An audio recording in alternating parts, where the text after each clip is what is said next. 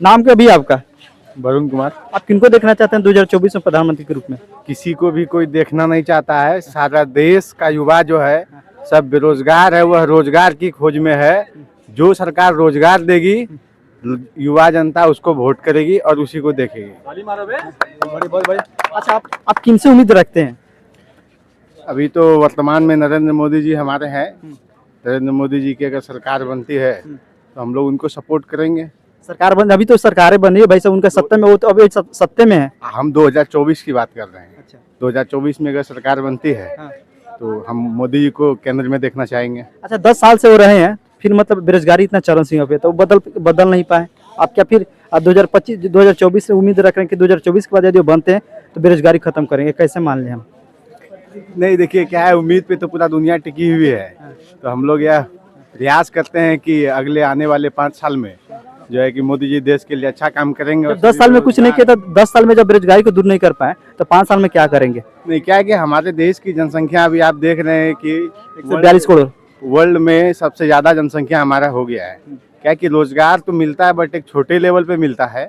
लेकिन क्या है कि हमारे देश में बेरोजगारी ज़्यादा है और हमारे देश में युवा ज़्यादा हैं।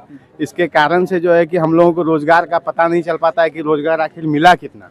सरकार रोजगार तो लाती है, रोजगार देती भी है, लेकिन जितना युवाओं को रोजगार चाहिए उतना रोजगार युवाओं को मिल नहीं पा रही है। इसलिए हम लोगों को रोजगार दिखाई नहीं पड़ रहा है और सारे युवा बेरोजगार दिखाई पड़ रहे हैं। चलिए, विपक्ष का यह कहना है कि मोदी जी का 5 कार्य गिना दीजिए। चलिए, आपका नाम क्या भैया? परवीन कुमार। परवीन जी, आप हमें बताइए, आप किनको देखना चाहते हैं प्रधानमंत्री के रूप में 2024 में? हम तो इंडिया को देखना चाहते हैं। क्यों, उनमें खास? रोजगार मिले, देश में सबसे बड़ी मुद्दा रोजगार है अभी, तो रोजगार चाहेंगे। और 10 साल मोदी जी का कार्यकाल हो चुका है, रोजगार तो चरम सीमा पे बढ़ गया है। चलिए, क्या कुछ कहिए भाई साहब, ये तो बोल रहे हैं कि रोजगार एकदम चरम सीमा पे चले, कि हम उनको नहीं देखना चाहते बल्कि कांग्रेस को देखना चाहते हैं प्रधानमंत्री के रूप में। नहीं, देखिए कांग्रेस के पास तो कोई प्रधानमंत्री का चेहरा ही नहीं है। राहुल गांधी है ना? आप कैसे कह सकते हैं कि राहुल गांधी प्रधानमंत्री का चेहरा है? महागठबंधन का अध्यक्ष कौन है अभी? महागठबंधन का अध्यक्ष अभी कोई नहीं है। नेतृत्व तो कौन कर रहा है भाई साहब? वही ना कर रहे हैं अभी। अभी तो सब जो है कि लोग कभी भी डूबती हुई नाव पर सवार करना नहीं चाहते हैं। लोग उसी नाव पर सवार करते हैं जो नहीं डूबेगी। और लोगों को पता है कि 2024 में नरेंद्र मोदी जी की सरकार बन रही है, इसलिए लोग जो है नरेंद्र मोदी जी को ही वोट देंगे और फिर से एनडीए गठबंधन की सरकार बनेगी। चलिए, आप रहे सत्ता में, मतलब सत्ता में नहीं है, ठीक है। ये सवाल आपसे पूछ रहे हैं कि आखिर मोदी जी ने क्या किया कि उस काज को लेकर के आप मोदी जी का सपोर्ट कर रहे हैं? देखिए, हमारा पहले जीडीपी था, अभी जीडीपी हमारा अच्छा है। उसके बाद हमारे देखिए जितने भी देश में वृद्धा पेंशन है, आप जनधन खाता में जो है अकाउंट में जो है लोगों को रोजगार नहीं मिल पाया, तो इसके कारण से लोगों को क्या है कि कुछ ना कुछ आर्थिक सहायता लोगों को मिले, इसके लिए जनधन खाता खोलाया गया, जो कि 0 अकाउंट पे खोला गया है। हर घर रसोई का जो आप देख रहे हैं, उज्ज्वला योजना नरेंद्र मोदी जी की स्कीम है। वृद्धा पेंशन नरेंद्र मोदी जी की स्कीम है। हर घर शौचालय नरेंद्र मोदी जी की स्कीम है। नल जल योजना नरेंद्र मोदी जी की स्कीम है। हाँ जी, क्या बोले? 15 लाख का मोदी की जगह भी है। अच्छा, ये इस पे क्या जवाब एक दीजिएगा? बार हमारा सुनिए, ये जो बोले नल जल वाला योजना की बात बोल रहे हैं, वो कोई काम के लायक नहीं है, पहला। दूसरा, ये जो बोल रहे हैं 0 बैलेंस पे जो खाता खुलवाया गया है, अगर मान लीजिए आपसे हर एक टैक्स के रूप में कोई भी रूप में आपसे 20,000 रुपया ले ले और आपके अकाउंट में 500 रुपया दे दे, तो क्या फर्क पड़ता है? हमको वो बताइए। कोई फर्क नहीं पड़ेगा उससे। दूसरा बात है, यहाँ बेरोजगारी इतना बढ़ गया है जिसका कोई सीमा ही नहीं है। यहाँ सब लड़का सब पगला रहा है बेरोजगारी की तरफ से, और सब लोग पागल है कि फिर मोदी को बनाएंगे, मोदी को बनाएंगे। भाई, मोदी को बनाना नहीं बनाना बड़ी चीज नहीं है, बड़ी चीज है कि समस्या को देखना। समस्या अभी क्या है, इतना महंगाई। आप बताइए, वृद्धा पेंशन के बारे में भाई साहब बोले ना, 400 रुपया में आप क्या उखाड़ लीजिए एक महीना में? हमको बताइए, 400 रुपया में आप क्या कर लीजिए? क्या है कि अगर आपके पास कुछ नहीं है, कहते हैं, हम एक कहावत है ना, नए मामू तो काना मामू वाला कहावत हम लोग सुने हैं, ठीक है ना। आपके पास 400 रुपये में आप कुछ उखाड़ नहीं सकते हैं, ठीक है, जैसा भाई साहब ने कहा। लेकिन हम ये कहते हैं कि अगर आपके पास कुछ नहीं से अच्छा कुछ आ रहा है तो आपको क्यों तकलीफ है? क्या कहिएगा इस पे भैया? अच्छा, एक बार, कुछ नहीं आ रहा, अरे भाई कुछ आएगा कैसे से? 400 रुपया के जहाँ तक भैया बात बोल रहे, ठीक है, 400 रुपया आर्थिक मदद के लिए मिल रहा है, सही बात है। लेकिन वही गरीब से लूटा भी जा रहा है ना। कैसे? कैसे? वाला योजना ही देख अच्छा, लीजिए। एक बात बताइए, गैस का किसी का जैसे गैस के बारे में बोले, उज्ज्वल योजना का सबको लत लगाया, लत समझ रहे हैं ना। अगर किसी आदमी को नशा का लत लग जाता है, चाहे उसको चावल ही काहे न घर का बेचना पड़े, बेचता है। कुछ भी काहे न करना पड़ जाए, वो करता है, काहे उसको लत लग गया है भाई नशा का। ऐसे ही उज्ज्वल योजना ऐसा प्रधानमंत्री लाया, सबको लत लग गया। कौन चीज़ का भाई? चूल्हा चौकी को छोड़ करके गैस पे बनाने का, स्टैंडरी पाने का, सब कुछ करने का। चलिए इस पे क्या कुछ कहिएगा भैया? नहीं देखिए क्या है कि लत तो जियो का सिम भी लगा दिया है ना। 200-250 रुपये का आप महीने में रिचार्ज कराते हैं, जो कि यूजलेस है। अगर आपके लिए खाना खाना ज़्यादा ज़रूरी है या बात करना? खाना खाना जरूरी है। खाना खाना जरूरी है, तो खाना कैसे बनेगा भाई साहब? गैस से बनेगा ना। तो हमारे लिए गैस सिलेंडर उतना जरूरी है जितना कि जियो का सिम जरूरी नहीं है। बहुत बहुत इस पे क्या कुछ कहिएगा? अच्छा, गैस सिलेंडर जरूरी है भैया, हम कहाँ कह रहे नहीं जरूरी है, वो हर एक इंसान के लिए जरूरी है। हम पटना में रह रहे तो हमको भी गैस सिलेंडर की जरूरी है। मेरा कहने का तात्पर्य ये नहीं हुआ कि गैस मतलब चूल्हा चौकी छोड़ के गैस पे खाना बना रहे। मेरे कहने का तात्पर्य ये हुआ कि अभी जैसे गैस लोगों को जैसे आदत लगा दिया, उज्ज्वल योजना आया तो फ्री में गैस लोग यूज कर रहा था, 3 महीना 4 महीना यूज किया, सबको लत लग गया, आदत लग गया। उसके बाद 1200 रुपया भी दिया है, 1300 रुपया भी दिया, हम खुद 1400 रुपया भी दिए हैं। देखिए सब क्या कुछ है कुछ भी नहीं, कि तो वो जितना वो 3 महीना 4 महीना दिया भाई, वो तो 2 महीना मैंने पैसा सब मेरा ले लिया। नहीं बात क्या है कि कोई भी सरकार जो है, आज से भाजपा की सरकार से पहले कोई सरकार क्या जनता को कुछ देती थी? कांग्रेस के सरकार में क्या जनता को कोई लाभ मिला था? कांग्रेस की सरकार में कौन सी लाभ नहीं मिला, हमको वो बताइए। नहीं, मैं आपको बता रहा हूँ कि अगर आप बोल रहे हैं तो भैया आज जो है किसान सम्मान निधि योजना क्या कांग्रेस की सरकार की देन है? अच्छा, एक बात कितना किसान मर एक गया मिनट भैया, किसान के जहाँ तक ये बात के 500 जहाँ 400 रुपया में खाद मिलता था, अभी 2000 मिलता है। किसान सबका गांड फट जाता है खाद खरीदने में। इनको क्या पता है? किसान का बेटा रहता तब इनको पता रहता। समझ रहे हैं? अरे जहाँ 400 का वहाँ 1600 का नहीं मिलता है, और समय पे खाद नहीं डालता है। आपको पता है? समय पे डालिएगा तबे ना आपका पौधा कुछ विकसित करेगा जी। समय पे जब डालवे नहीं कीजिएगा तो कहाँ से होगा?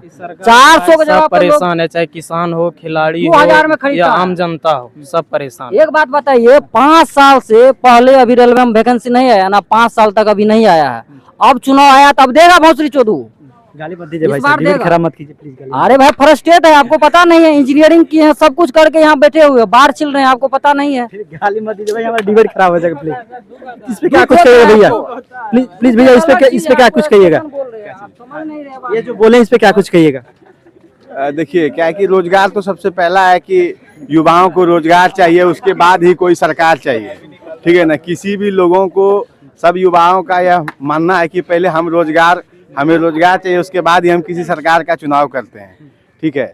रही बेरोजगारी की बात, तो सरकार तो आएगी जाएगी, वो तो रहेगा। बेरोजगारी में हम आपको बोले कि हमारे देश का जनसंख्या जो है बहुत ज़्यादा है, और रोजगार उस हिसाब से जो है सरकार कम मुहैया करा रही है, जिसके कारण से कि रोजगार का पता नहीं चल पा रहा है, और लोग जो है बेरोजगार का ढोल पीट रहे हैं। और वास्तविक में भी लोग बेरोजगार हैं, ये हम भी कहते हैं। जैसे कि अभी आप देखिए कि नीतीश कुमार जी यहाँ पे बीएड का फॉर्म भरवा दिए, बीएड से सबका बिहार बीपीएससी का एग्ज़ाम लिए, लेकिन फिर सुप्रीम कोर्ट का फैसला आ गया कि जो है कि पीआरटी टीचर के बहाली के लिए जो है 1 to 5 जो पास सीटेट हैं वो योग्य नहीं है। तो आप इसको किस दायरे में रखते हैं? यह भी तो एक बेरोजगार का एक हिस्सा है, बेरोजगारी का एक हिस्सा है। आज नहीं कल हो करके यह बीएड धारी जो छात्र हैं, जो सीटेट पास आउट हैं, यह भी तो आज नहीं कल होकर के बेरोजगार होंगे। एक मिनट, क्या कुछ कहिएगा भैया इस पे? अच्छा, एक बात बताइए, ठीक है, अभी जैसे टीचर के बारे में बोले भाई साहब, ये बात बहुत अच्छा है। मान लीजिए उस हिसाब से पहले जिस हिसाब से मान लीजिए चाह रहा था कि साला सीटेट में आप बताइए कि धांधली नहीं हुआ, ये बात तो सरकार को भी ना भाई पता है। वो चाहे कि भाई हम बीपीएससी से लेते हैं, अब जिसके गांव में मान लीजिए गुदा है बीपीएससी पास करेगा, पहला बात है। दूसरा बात तो नहीं पास करेगा। दूसरा बात ये है, अगर मान लीजिए सही से इस बहाली को किया जाएगा तो वो इंसान का तो होगा ना भाई जिसका तैयारी है। कैमरामैन से आग्रह है कि प्लीज थोड़ा इधर आइए भाई साहब। बहुत बढ़िया। हाँ, जिसका मान लीजिए तैयारी नहीं है वो तो छट जाएगा। जहाँ तक बीएड वाली बात रहे, तो फॉर्म भराने से पहले भाई बीएड का निर्देश भी दिया हुआ है कि अगर मान लीजिए कोर्ट से आएगा जजमेंट तो बीएड को हटा दिया जाएगा। ये बात सही है, हट जाएगा बीएड। सरकार इसके लिए कुछ न कुछ करेगा, लेकिन जहाँ तक बात है सरकार का, वो उसको नौकरी देना ही नहीं रहता है। क्या आप समझे? शिक्षा को लेकर के बातचीत वगैरह कर रहे हैं, हम आपको एक बात बता देना चाहते हैं। 70 सालों में कांग्रेस ने 387 कॉलेज बनाए हुए थे भाई साहब, ठीक है, लेकिन मोदी जी जब से आए हैं 702 हो गया है। 70 सालों में कितना बनाया? 387। लोगों में 10 सालों में कितना बना दिए? 250 करीब में बना दिए ना। ये इस पे क्या कुछ कहिए? हाँ, भैया कॉलेज बनना इम्पोर्टेंट नहीं है, एजुकेशन होना इम्पोर्टेंट है। तो क्या एजुकेशन सही नहीं है यहाँ का? एजुकेशन सही रहता तो इतना आदमी भूखे थोड़े ना मरता जी, इतना बेरोजगारी थोड़े ना रहता। आपको क्या लगता है बेरोजगारी दर कितना बढ़ गया? हमको बताइए आप। बेरोजगारी दर पहले से कितना गुना ज्यादा है, बहुत ज्यादा। चलिए एक और बात, किसान मजदूरों के लिए भाई साहब 6,000 रुपये मिल रहा है पर ईयर, मिल रहा है कि नहीं मिल रहा है? पर दूसरी बात, कांग्रेस ने भाई साहब बताइए 70 साल में किसान मजदूर के लिए क्या क्या किए थे? अच्छा एक बात, 6,000 रुपया आपको दे रहा है, मान लीजिए सालाना किसी को 6,000 रुपया आ रहा है, राशन भी फ्री मिल रहा है। राशन भी फ्री मिल रहा है। अभी जितना चीज में टैक्स लगा है, जो सामान 20 रुपया मिलता है तो वो 40 रुपया मिल रहा है। जीएसटी का मतलब है गुड सर्विस टैक्स कहते हैं ना, वो लूट सर्विस टैक्स है। मतलब समझ रहे हैं, लूटा जा रहा है वहाँ से पैसा। 10 रुपया का सामान है भाई, 2 रुपया सरकार को भी दो, तुम जीएसटी है देना पड़ेगा।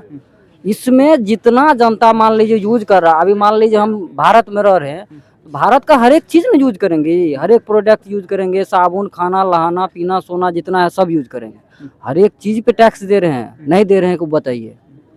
हालांकि टैक्स, जहाँ तक बात करें टैक्स की, तो भाई साहब टैक्स लेकर वो अपने पास थोड़ी ना पैसा रखते हैं। सरकारी कर्मचारी लोग हैं कि? लेना सही बात है, लेकिन इतना भी नहीं लो कि फट जाए आदमी का। अभी टैक्स इतना मात्रा में बढ़ा हुआ है कि जो आदमी का आमदनी 200 रुपया 300 रुपया है डेली का, वो पेट भर लगा क्या? आपको 300 रुपया देंगे, आपका बीवी रहेगा, 2 बच्चा रहेगा, पेट भर जाएगा आपका। चलिए क्या कुछ कहिएगा भैया, इनके जवाब को लेकर क्या कुछ कहिएगा? देखिए, हर एक विकसित देश के लिए जो है ना, जो भी देश विकसित है, या तो वो प्राइवेटाइजेशन की ओर जा रही है, उसकी विचारधारा को फॉलो करके वह देश डेवलप है, यानी तो वहाँ के लोग ईमानदार हैं और टैक्स भरते हैं। जो हम लोग देखते हैं कि हमारे देश में जो टैक्स भरने वालों की संख्या बहुत कम थी, लेकिन 2014 के बाद से हम लोग देख लें कि टैक्स भरने में दिन प्रतिदिन जो है बढ़ोतरी हो रही है। तो लोगों का रुझान कहीं इसके पीछे है कि अगर हम ईमानदारी से अपने टैक्स को देंगे, हमारा काम है कि हम ईमानदार हों। हम सरकार से उम्मीद करते हैं कि सरकार भी ईमानदारी से हमारे काम को करेगी। अगर सरकार नहीं करती तो इसके लिए सरकार जिम्मेदार है, लेकिन हमारा एक इस देश का नागरिक होने के नाते हमारा यह कर्तव्य है कि जो हमारे संविधान के दायरे में आता है उस काम को हम करें। और अगर हमें टैक्स भरने की ज़रूरत पड़े और अगर हम भरने में कैपेबल हैं तो हम टैक्स भर सकते हैं। इस देश का हर एक इंसान जो 200, 300, 100 रुपये भी कमाता है, वह जो एक वही सामान लेता है तो उस पर वह टैक्स देता है, चाहे वो 5 रुपये का सामान हो या 10 रुपये का सामान हो, चाहे 1000, 10,000 के सामान हो। चलिए हम डॉक्टर को लेकर कुछ बातचीत वगैरह करना चाहते हैं। जब से कांग्रेस की सरकार भाई साहब 70 सालों में कांग्रेस की सरकार जो है ना 6 एम्स बनाई थी भाई साहब, लेकिन मोदी जी ने 10 सालों में 18 बना दी। इस पे क्या कुछ कहिएगा? अच्छा ठीक है, आधा जिस काम को कांग्रेस ने 70 साल में किया, उस कार्य को मोदी जी ने महज 10 सालों में कर दिया। इस पे क्या कुछ कहिएगा? मेडिकल कॉलेज के बारे में बोल रहे हैं, एम्स की बात एम्स के बारे में जी हाँ। कि उसका बढ़ोतरी हो गया है। अरे उसको बढ़ोतरी होने से नहीं होगा, उसमें फैसिलिटी भी तो होना चाहिए। हर जगह फैसिलिटी है भाई साहब, फैसिलिटी है, लेकिन सबके लिए फैसिलिटी नहीं है। अगर उतना फैसिलिटी रहता सरकारी कॉलेज में तो प्राइवेट की तरफ लोग क्यों जाता? आप हमको बताइए। अगर एम्स इतना अच्छा रहता तो लोकल झोला छाप के पीछे लोग क्यों जाता? लोग वहाँ 20,000 रुपया क्यों देता? छोटा सा हॉस्पिटल में जाता वहाँ 50,000 रुपया क्यों देता? काहे? उसको एम्स पे भरोसा नहीं है। अगर एम्स पे भरोसा रहता तो वहाँ पे जाता। काहे कि एम्स सही से काम नहीं कर रहा है, इसलिए उसको उस पर भरोसा नहीं है। कोई इंसान को भरोसा नहीं है। अभी भैया साहब को पूछिए, अगर इसको कोई बीमारी हो जाएगा तो एम्स नहीं जाएंगे? आप भी नहीं जाइएगा, आप जाइएगा प्राइवेट। कौन भाई अच्छा है, इसके पास जाना है, उसी के पास जाइएगा। तो उसका बनाने का क्या फायदा हुआ जब उसमें क्वालिटी नहीं है? लोग के नज़र मान लीजिए अच्छा ही नहीं है। क्या है कि हम लोग एम्स से तुलना प्राइवेट का हम नहीं कर सकते हैं, ठीक है ना। हाँ, आप ये कह सकते हैं कि जिला स्वास्थ्य केंद्र कहीं पर है या उपचार केंद्र है, तो लोग जो है उस जिला स्वास्थ्य केंद्र सदर अस्पताल को छोड़कर प्राइवेट में जाना पसंद करते हैं, ठीक है। लेकिन प्राइवेट एम्स को छोड़कर प्राइवेट में जाना, ये चीज़ से हम सहमत नहीं है। और क्योंकि इस देश में अभी बोले ना कि बेरोजगारी है, तो सब लोगों के पास यह पैसा नहीं है कि वो प्राइवेट में जाकर के इलाज करा सकता है। जो गरीब है उसी सरकारी अस्पताल में जाता है और इलाज कराता है। काहे भाई, वो मजबूरी में न करता है, गरीब उसके पास पैसा नहीं है। आप अगर एक लास्ट सवाल महंगाई को लेकर के क्या कहिएगा भाई साहब? मोदी जी के भक्त एवं आप विपक्ष हैं तो क्या कहिएगा? देखिए यहाँ पे कोई किसी के भक्त नहीं है, जो लोगों को दिखता है वो लोग बोलते हैं, ठीक है ना, कि ये तो जनता है, जनता सब कुछ बोलने के लिए स्वतंत्र अपना है। opinion आप दीजिए। हमें भक्त बोल सकते हैं, आप हमें विरोधी बोल सकते हैं, आप हमें विपक्ष में रख सकते हैं, ठीक है ना। कि महंगाई को लेकर क्या कुछ कहिए? विपक्ष बहुत ज्यादा मतलब बोल रहे हैं कि भाई साहब महंगाई इतना चरम सीमा पे, इस पे क्या कुछ कहिएगा? और भी देशों में आप देखिए कि उस देश की महंगाई 2014 में क्या थी और आज के डेट में क्या है। और सब देश का इनकम भी तो देखिएगा आप, कितना इनकम है उस देश का, इनकम भी देखिएगा, रोजगार भी देखिएगा, हर एक इंसान इनकम तो कितना निर्भर है। करता है कि आपके पास सोर्स ऑफ इनकम क्या है, आपके पास क्या रॉ मटेरियल है, इसी पे ना आप अपने देश के लोगों को रोजगार कहाँ से दीजिएगा? अरे आपके कहाँ से दीजिएगा भाई? इतना लूटा जा रहा है, कहाँ से दीजिएगा? क्या चाह रहे हैं आप? साला 1700 करोड़ का यहाँ का पुल ढह जाता है, पानी में बह जाता है। किसी को बिहार पता नहीं सरकार, ये तो चलता है। बिहार सरकार का अरे प्रॉब्लम। कोई भी सरकार हो भाई, बात तो वहीं में जाता है। मान लीजिए जब बिहार सरकार इतना 1700 का घोटाला कर सकता है, तो समझिए कि केंद्र का सरकार कितना 17,000 का भी घोटाला कर सकता है, 17,000 करोड़ का भी घोटाला मार सकता है जब इतना मार रहा है। इसका इसके कोई लिए तो कहाँ से प्रमाण पैसा नहीं आता है ना। बताइए? सेंट्रल गवर्नमेंट अगर 17,000 करोड़ रुपया का घोटाला किया तो उसका कोई प्रमाण है, कोई तथ्य है? अभी जब सरकार बदलेगी, जब आएगी तो फिर उसमें देखा अरे जाएगा। भाई, अभी लास्ट पता नहीं सवाल, चलेगा। लास्ट। 5 साल के बाद अगर इस बार बीजेपी आया ना, सबका वो हाल होगा जो कोई नहीं सोचा है। अगले 5 साल में अगर इस बार बीजेपी आया तो 5 साल में वैसा हाल होगा जैसा कोई नहीं सोचा है। चलिए, अच्छा महंगाई को लेकर के आप थोड़ा सा बातचीत हो रहा किए थे, महंगाई अभी धीरे धीरे कम हो रहा है कि नहीं? जैसे गैस का दाम देख लीजिए। अरे भाई, पहले आप पैसा बढ़ा कर गैस में लिया गया है, अब मान लीजिए कुछ दिन कम कर देता है, फिर बढ़ेगा ही। कोई ऐसा सामान थोड़ा फैक्चुअल न रहता है। मान लीजिए इस चीज का जो पॉपुलर सामान है उसका महंगाई थोड़ा सा घट जाता है, जो अनपॉपुलर सामान है उसका महंगाई थोड़ा सा ज्यादा रहता है। चलिए, एक सवाल हम लास्ट सवाल पूछ रहे हैं भाई साहब, बस लास्ट सवाल है। लास्ट सवाल ये है, हालांकि विपक्ष का कहना है कि मोदी जी के कार्यकाल में, जब से मोदी जी आए हैं, उनके कार्यकाल में महिलाएं सुरक्षित नहीं। इस चीज को लेकर के जीता जागता उदाहरण दिया मणिपुर का, इस पे क्या कुछ कहिएगा? देखिए इसके लिए क्या है कि आम पब्लिक भी जिम्मेदार है और नेता तो जिम्मेदार हैं ही। आम पब्लिक इस रूप से जिम्मेदार है कि नेता क्या है कि बिचौलिए के रूप में काम करते हैं और आम पब्लिक को लड़ाने का काम करते हैं। जाति के नाम पे, धर्म के नाम पे, संप्रदाय के नाम पे, ऊंच के नाम पे, नीच के नाम पे लोगों को बांटते हैं, जिसके कारण से कि लोगों के मन में भेदभाव पैदा होता है और आज नहीं कल होकर वह ईर्ष्या का कारण बनता है, जिसके कारण से कि दंगा आज नहीं कल हिंदू मुस्लिम सिख, हम लोग इसमें भारत पाकिस्तान चाइना में उलझे हुए रह जाते हैं। जो मेन मुद्दा है हम लोगों का बेरोजगारी, रोजगार, यह तभी होगा। एक बात बताइए, मणिपुर का जो कांड हुआ है, मणिपुर के कांड के बारे में अगर सरकार चाहे